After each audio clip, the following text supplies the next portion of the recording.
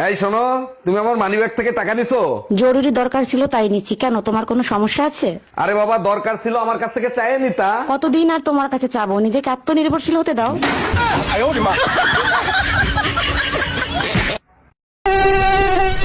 কি রে ভাই, তুই আমার রক্ত খাইতে আইছস? তুই জানোস না বিবাহিত পুরুষদের গায়ে রক্ত থাকে না? খোঁজ নিয়ে দেখো, মশাটাও বিবাহিত পুরুষ, রক্ত শূন্যতায় ভুগতেছে, তাই বাধ্য হয়ে তোমার কাছে আসছে। हम इसका पति है, हमको सिर्फ फांसी का सजा चाहिए।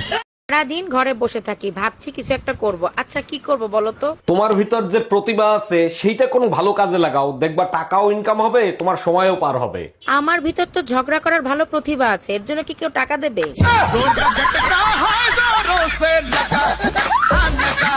সূর্যের সাথে ছেলেদের তুলনা করে আর চাঁদের সাথে মেয়েদের তুলনা করে কেন জানো? কারণ মেয়েরা চাঁদের মতো ফুটফুটে সুন্দর হয় তাই। আরে না, সূর্য পূর্ব দিক থেকে ওঠে আর চাঁদের তো কোনো ভরসা নাই কখন কোন বিউটি পার্লার থেকে বের হয়।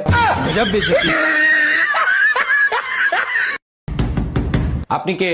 আমি ডক্টর টম্পা, অনলাইন শপিং থেকে আমাকে পাঠাইছে। জি বলেন। আপনার ওয়াইফ অসুস্থ, তার চেক আপ করানোর জন্য আসছি। আমার বউ অসুস্থ, আপনারা কি করে জানলেন? 3 দিন ধরে অনলাইনে কোনো শপিং করে নাই তো তাই।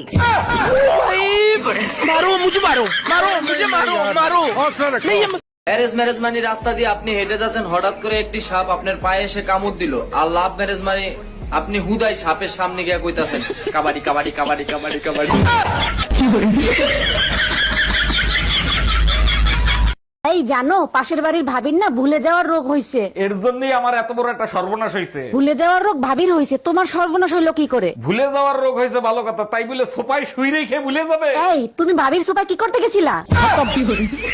Bye bye Tata.